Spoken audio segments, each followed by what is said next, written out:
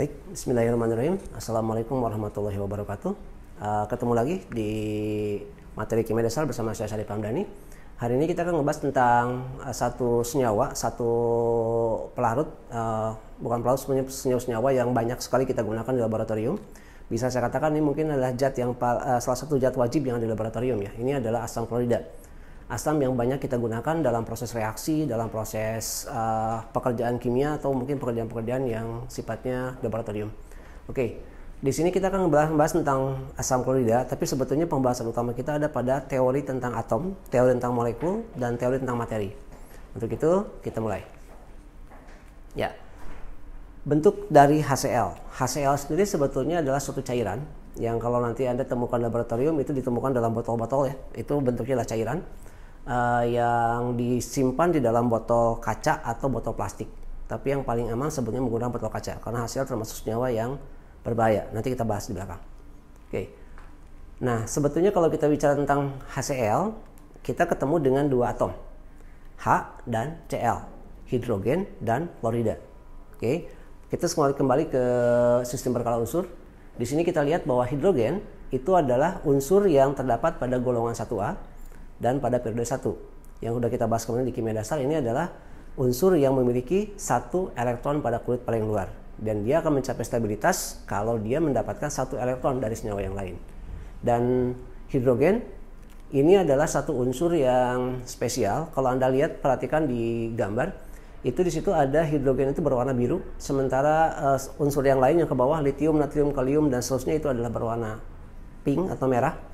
Ini sebenarnya ada perbedaan, dimana kalau misalkan yang berwarna pink atau merah itu adalah bentuknya logam. Sementara yang berwarna biru itu menandakan kalau mereka itu adalah bentuknya gas atau senyawa-senyawa yang non logam. Tapi kenapa hidrogen ada di golongan itu? Karena memang ada persamaan pada elektron terluarnya. Walaupun secara materi atau secara bentuk itu mereka memiliki perbedaan. Seharusnya memang hidrogen tidak di golongan logam ya. Tapi ini spesial untuk hidrogen. Jadi ada di golongan 1. Sementara klorida atau Cl itu terdapat pada golongan 7A. Yang kita kenal sebagai golongan unsur-unsur golongan halogen. Oke, atau halida ya, halogen bisa kita kenal sebagai halogen. FClBrI itu adalah halogen. Ini juga unsur-unsur yang nanti akan sering banget kita temukan dalam teori kimiawi karena memang unsur-unsur ini adalah unsur-unsur yang nanti banyak terikat dengan unsur senyawa-senyawa lain, termasuk senyawa di dalam tubuh kita, senyawa biokimia ataupun senyawa-senyawa untuk obat nantinya ya. Itu banyak sekali yang terikat dengan FClBrI. Nah, sekarang kita lihat bahwa Cl itu ada pada golongan 6A. Artinya klorida ini memiliki elektron valensi atau elektron pada kulit paling luar jumlahnya adalah 6. Oke, mari kita lihat satu-satu ya. Nah, kalau kita lihat seperti ini. Oksigen. Oksigen itu secara penomoran itu adalah nomor 1. Kemudian dia itu memiliki nomor massa 1. Oke, karena di sini kalau kita perhatikan hidrogen itu memiliki satu proton di dalam inti, kemudian dia dikelilingi oleh satu elektron. Ya, sehingga mereka memiliki nomor atom 1 dengan nomor massa 1. Karena nomor massa ini adalah menyatakan jumlah proton atau massa proton dan massa neutron.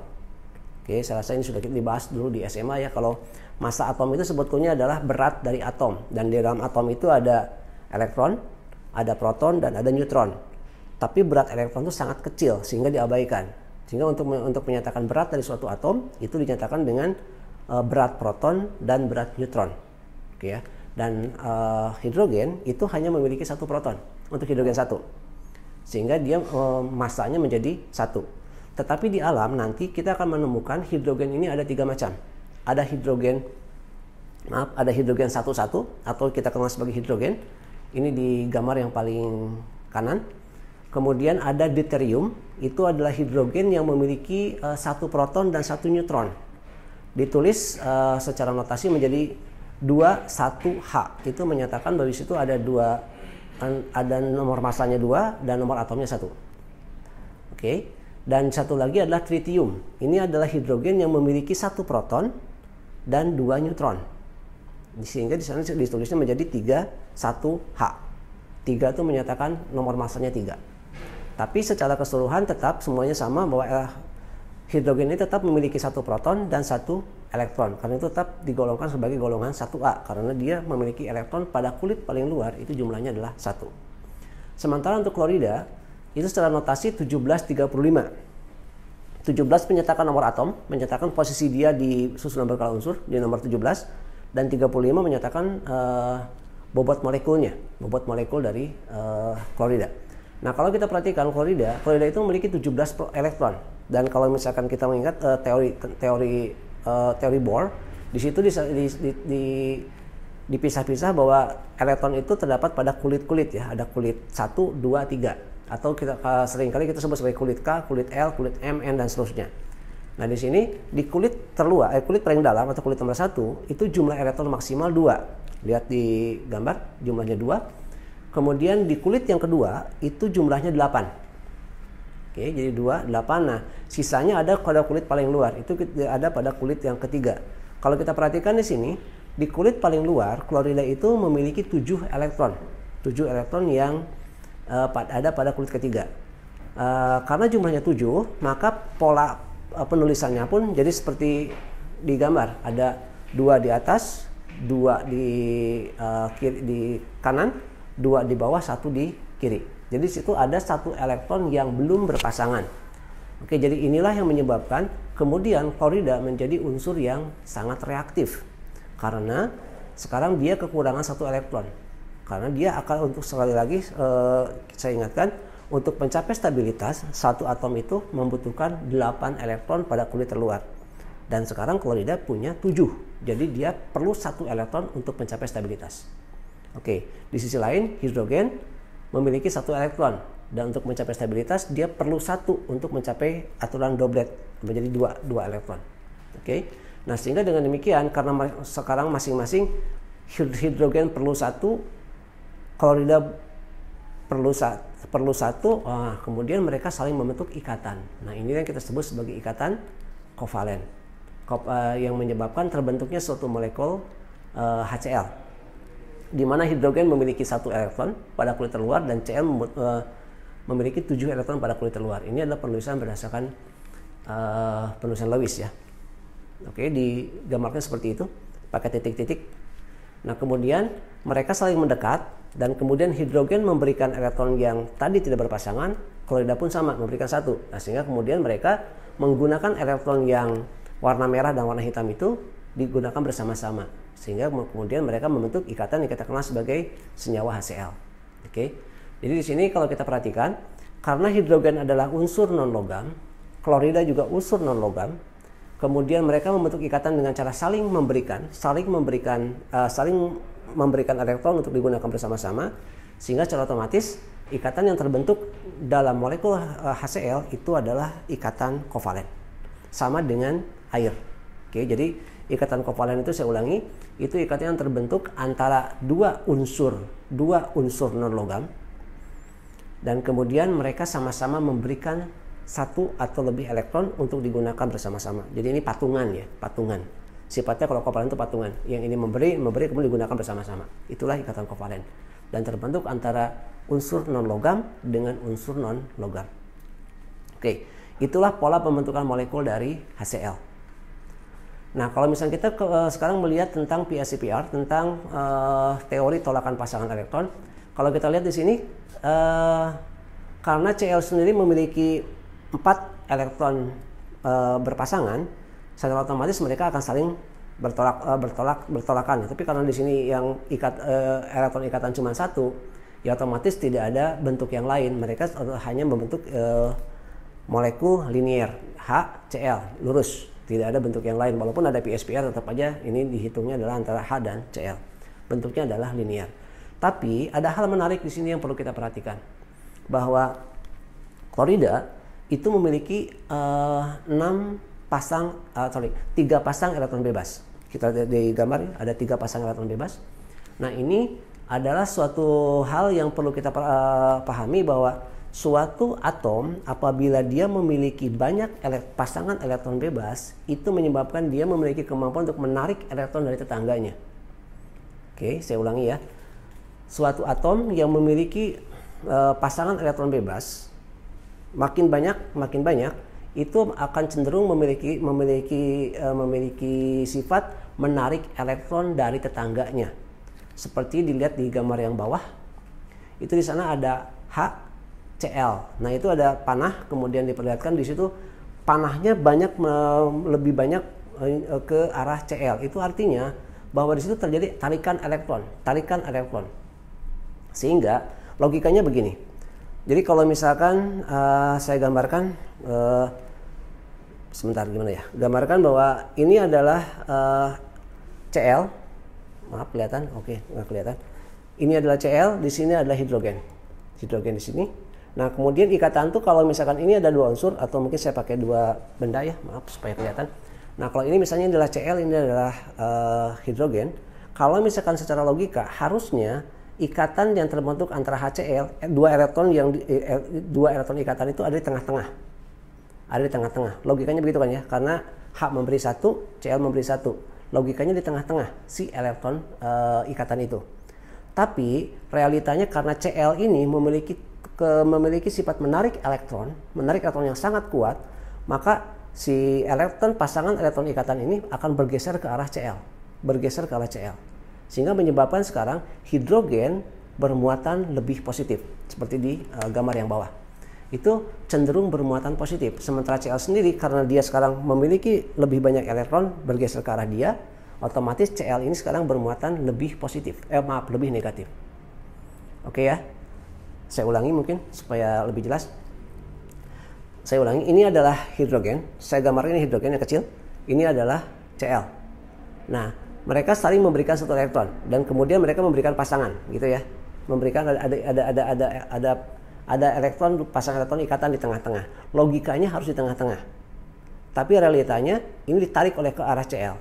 Sehingga sekarang elektron itu akan menjauh dari sisi hidrogen, sehingga sekarang hidrogen itu kekurangan elektron. Dengan demikian hidrogen menjadi bermuatan lebih seolah-olah bermuatan positif, atau kita tulis dengan bentuk Do positif. Sementara klorida sekarang akan memiliki lebih banyak elektron, sehingga otomatis dia sekarang bermuatan seolah-olah bermuatan negatif, yang kita tulis dalam bentuk Do negatif. Nah, itu yang menyebabkan kemudian bahwa HCl ini menjadi senyawa yang bersifat polar. Oke. Jadi ada sisi positif di hidrogen, sisi negatif di klorida. Nah, ini yang kemudian menjadi titik atau menjadi cara bagaimana kemudian mereka saling membentuk molekul. Mari kita lihat. Oke, pembentukan materi ya, atau pembentukan molekul. Pembentukan materi bukan molekul. Jadi materi seperti kita bahas di bab air, bahwa materi itu terbentuk antar molekul, karena adanya ikatan antar molekul. Nah, sekarang itulah yang kemudian juga dilakukan oleh HCl. Mereka akan saling berikatan, kemudian mereka membentuk suatu materi. Nah, seperti ini bentuk ikatannya. Tadi kita bahas bahwa hidrogen memiliki sisi positif, Cl memiliki sisi negatif. Sehingga dengan demikian ketika mereka ketemu dengan HCl yang lain, akan terbentuk ikatan positif negatif. Cl negatif berikatan dengan hidrogen positif, saling interaksi. Begitu, kemudian terus begitu dengan HCl yang lainnya, sehingga mereka membuat suatu materi yang besar yang kemudian membentuk benda yang kita kenal sekarang, bahwa HCl bentuknya adalah cairan, gitu ya. Nah, seperti ini. Jadi di sini kalau kita perhatikan ada dua ikatan, kemudiannya di situ ada ikatan intermolekul, itu adalah ikatan antar molekul, dan ikatan intramolekular. Kalau itu adalah ikatan antar di dalam molekul. Oke, kalau dalam bahasa Indonesia kita kenal kalau intramolekul itulah ikatan antar molekul. Ikatan pembentukan molekul, dan intermolekul itulah ikatan pembentukan suatu materi. Oke. Jadi begitulah caranya kemudian HCl membentuk suatu materi di mana terjadinya ikatan antara positif di titik hidrogen dan negatif di titik klorida, gitu ya. Itu yang perlu Anda pahami supaya nanti bisa lebih paham. Nah, dari sifat ini, dari kemampuan mereka membentuk inilah kemudian yang menyebabkan terjadinya perbedaan sifat fisik. Oke, seperti saya udah bahas di bab air bahwa perbedaan dari kekuatan dari ikatan antara molekul inilah yang kemudian akan menjadi menjadi kunci tentang adanya perbedaan sifat fisika, sifat kimia dari suatu molekul. Mari kita lihat. Di sini ada konsentrasi, ada massa jenis, ada molaritas, pH, viskositas, dan lain-lain. Kalau ini tidak semuanya berdasarkan sifat ikatan tadi ya. Untuk konsentrasi ini tergantung dari nanti konsentrasi dari HCl di dalam air. Nah, dan sekarang kita mengenal di kehidupan kita bahwa HCl itu yang paling tinggi konsentrasinya dengan air itu adalah 38%. Jadi ketika kita memiliki HCl murni itu sebetulnya bukan HCl 100%, tapi HCl 38%. Oke, dan itu kita sebut sebagai asam yang sangat kuat nantinya.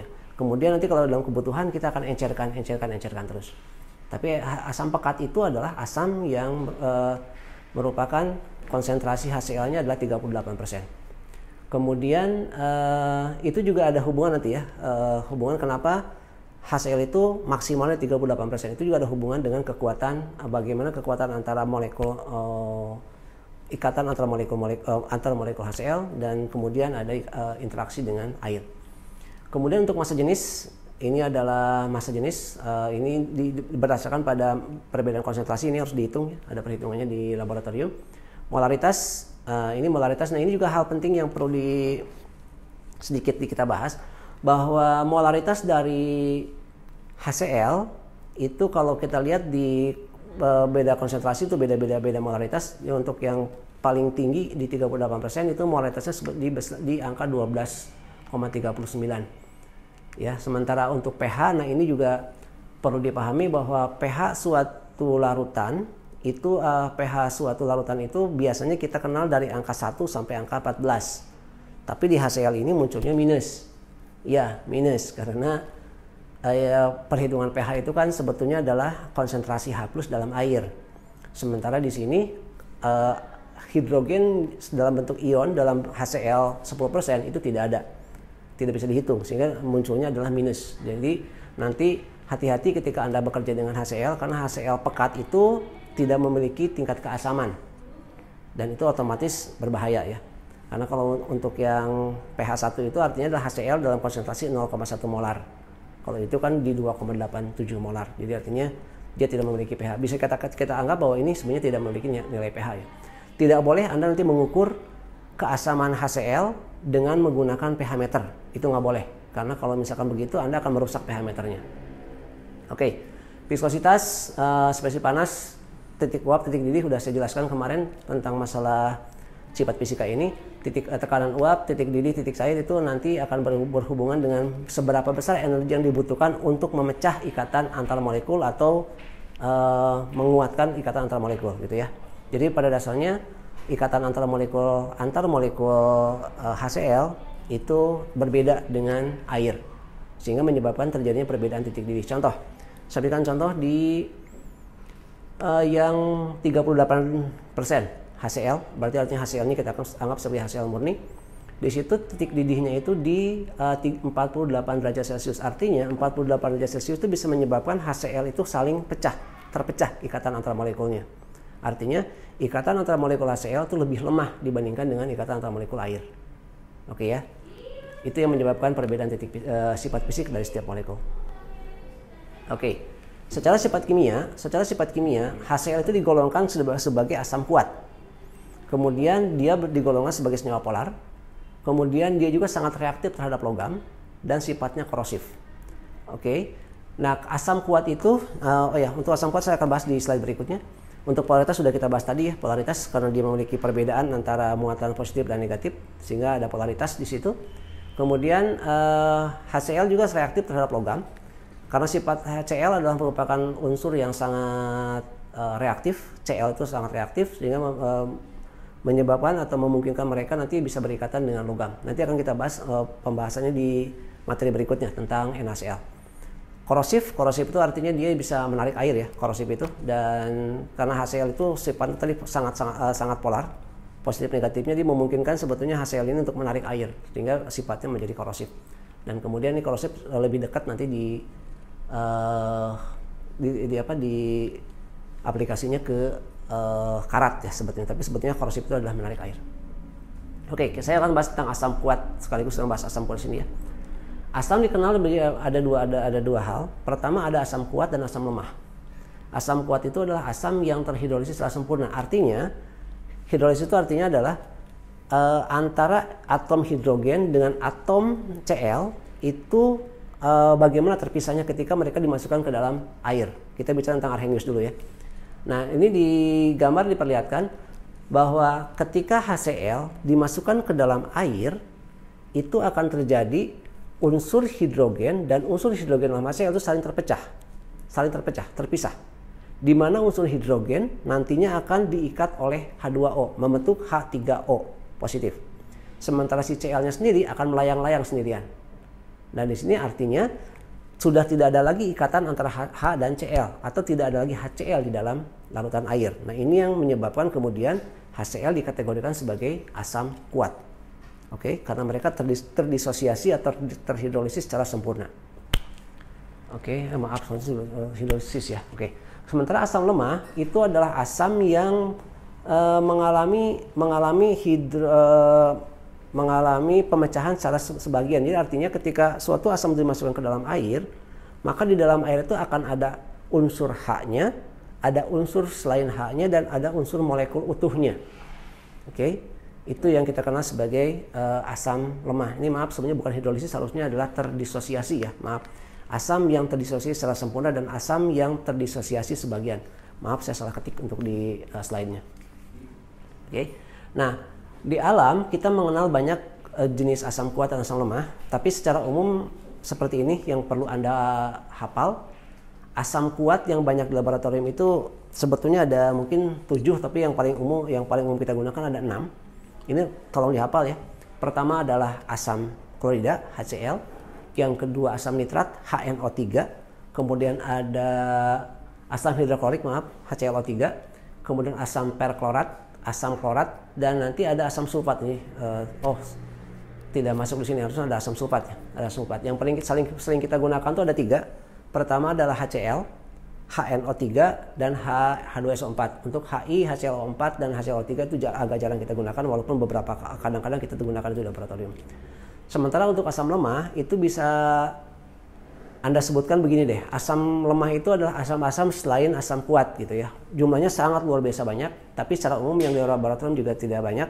Ada HSO3, asam sulfit, kemudian asam metanoid acid itu jarang kita gunakan. Kemudian ada asam fosfat, ada asam nitrit, dan asam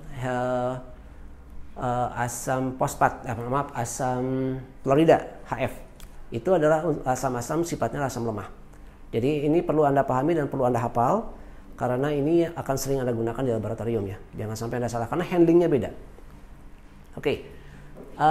Sementara untuk manfaat HCl sendiri di kehidupan kita itu banyak.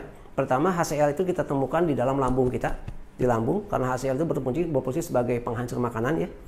Jadi setiap lambung manusia itu pasti memiliki HCl, dan dia berfungsi untuk membantu penghancuran makanan. Jadi ketika ada benda masuk ke dalam lambung, itu lambung akan bereaksi untuk menghasilkan HCl, kemudian akan seolah menggiling dibantu dengan asam, karena asam ini memiliki sifat untuk melunakkan beberapa senyawa. Jadi sifat asam ini adalah memiliki kemampuan untuk dia bereaksi dengan senyawa-senyawa organik, kemudian membuat senyawa organik itu ikatannya lebih lemah, dan kemudian memungkinkan untuk dihancurkan dengan proses penggilingan.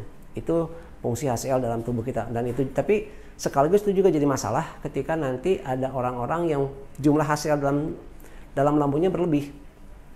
Kalau dia berlebih, itulah yang kemudian kita kenal dengan istilah penyakit MAH, di mana HCl itu muncul berlebih, dan ketika dinding lambung itu menggesek, itu menyebabkan dinding lambung menjadi luka karena sifat tadi bahwa HCl ini memungkinkan dia bereaksi dengan senyawa organik dan membuat ikatan antara molekul senyawa organik itu menjadi lebih lemah.